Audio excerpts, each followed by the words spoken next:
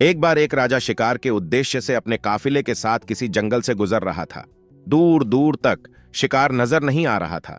वे धीरे धीरे घनघोर जंगल में प्रवेश करते गए। अभी कुछ ही दूर गए थे कि उन्हें कुछ डाकुओं के छिपने की जगह दिखाई दी। जैसे ही वे उसके पास पहुंचे कि पास के पेड़ पर बैठा तोता बोल पड़ा, पकड़ो पकड़ो, एक राजा आ रहा है। इसके पास बहुत सारा सामान है, लूटो लूटो, जल्दी आओ जल्दी आओ। तोते की आवाज सुनकर सभी डाकू राजा की ओर दौड़ पड़े। डाकुओं को अपनी ओर आते देखकर राजा और उसके सैनिक दौड़कर भाग खड़े हुए। भागते भागते कोसों दूर निकल गए। सामने एक बड़ा सा पेड़ दिखाई दिया। कुछ देर सुस्ताने के लिए उस पेड़ के पास चले गए। जैसे ही पेड़ के पास पहुंचे कि उस पेड़ पर बैठा तोता बोल पड़ा, आओ राजन, हमारे साधु महात्मा की कुटी में आपका स्वागत है। अंदर आइए, पानी पीजिए और विश्राम कर लीजिए। तोते की इस बात को सुनकर राजा हैरत में पड़ गया और सोचने लगा कि एक ही जाति के दो प्राणियों का व्यवहार इतना अलग अलग कैसे हो सकता है। राजा को कुछ समझ नहीं आ रहा था।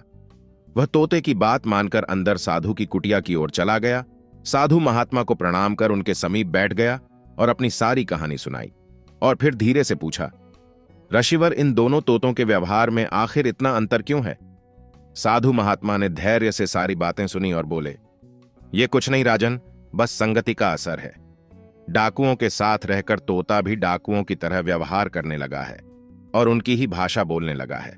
अर्थात जो जिस वातावरण में रहता है वह वैसा ही बन जाता है।